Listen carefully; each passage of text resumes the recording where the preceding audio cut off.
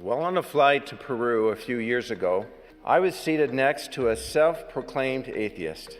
It's funny that Elder Gaslight here says he sat next to a self-proclaimed atheist, as if atheism is some kind of a dirty secret you're just pretending to believe. The phrase oozes condescension, implying that the atheist actually believes in God deep down, but just won't admit it. You almost expect our second anointed mansplainer to say, "Don't worry, you'll grow out of it someday." This kind of rhetoric paints atheists as dishonest or deluded, which is ironic coming from someone who believes in magic rocks and underwear. He asked me why I believe in God. In the delightful conversation that ensued, I told him that I believe in God because Joseph Smith saw him. And then I added that my knowledge of God also came from personal, real, spiritual experience. So let me get this straight. Marcus here believes in God because Joseph Smith claimed to have seen him? If that's the standard, why isn't Marcus a believer in Zeus, Vishnu, or the flying spaghetti monster for that matter? People have claimed visions of deities for millennia. Marcus just happens to believe the one that matches his zip code. Convenient.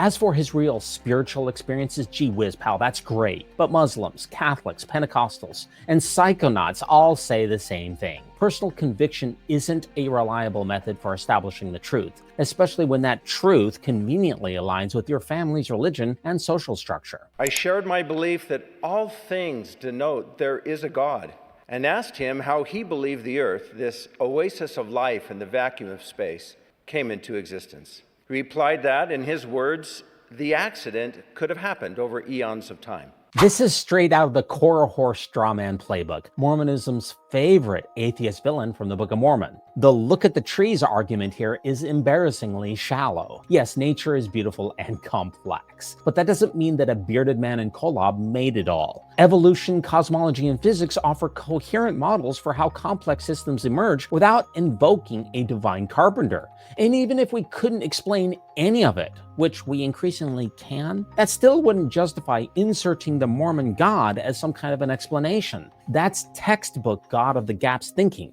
I don't understand something, therefore Joseph Smith. Hard pass. When I explained how highly improbable it would be for an accident to produce such beauty and order, he was quiet for a time, and then good-naturedly said, "You got me."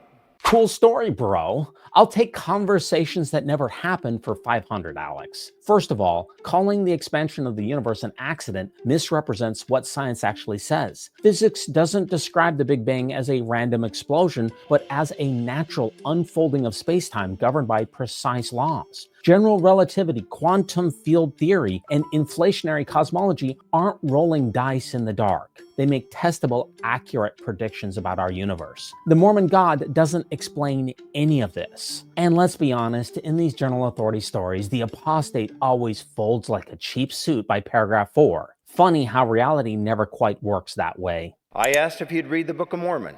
He said he would, so I sent him a copy. Oh yes, the Book of Mormon, the church's flagship product that has a worse conversion rate than a diet infomercial. I actually reviewed Jared from the Christian Homestead channel, a Mormon prepper type who obsessively tracks what happens when he and his followers handed out copies of the Book of Mormon. Spoiler alert, virtually nothing happens. The hit rate is microscopic. If the Book of Mormon were spiritually radioactive, we'd be glowing with converts by now. Instead, we get millions of TikToks mocking it. I'll go ahead and roll the clip from that review here so that we can all bask in the spiritual power of chloroform in print. He has a tab here which is called #FloodTheEarth, which is an ode to President Benson, who wanted to flood the earth with the Book of Mormon. And here's all of his followers on the left here, alphabetized by name, and how many copies of the Book of Mormon that they've shared with other people. And let's just examine the totals. We can see the total participants in the Flood the Earth Book of Mormon Challenge are about 1,200, and that they've shared 10,000 copies of the Book of Mormon. You see that right here? And we can see how many people received a missionary discussion, which was 177. And we can see that there is a stunning level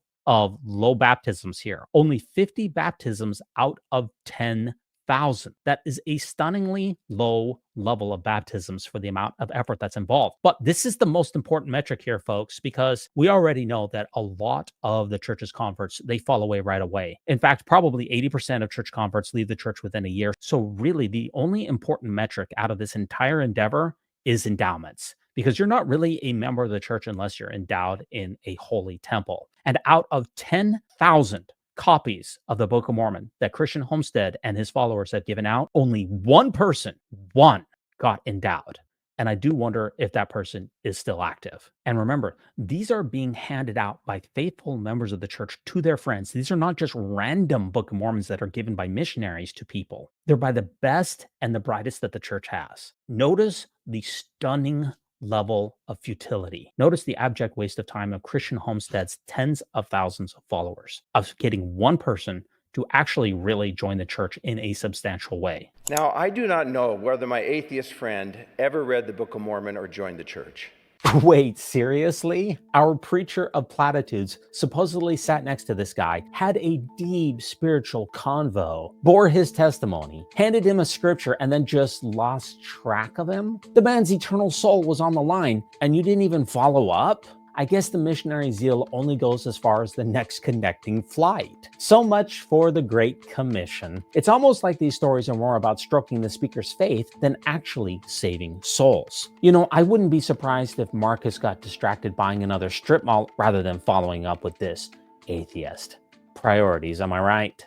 Brothers and sisters, I have experienced the blessings of sharing the gospel, and they are remarkable. Yeah, those blessings must include tanking baptism rates, hemorrhaging membership, miserable retention, bad PR, and spending over $1 billion a year on missionary work with an ROI so low it makes NFTs look like a sound investment. If sharing the gospel is so remarkable, where's the fruit? You know, what's actually remarkable about all of this? The amount of people who leave after reading the Book of Mormon and digging into church history? Yeah, the numbers don't lie. The church's best efforts to spread the gospel have become less about saving souls and more about maintaining appearances. And nothing about that screams divine endorsement.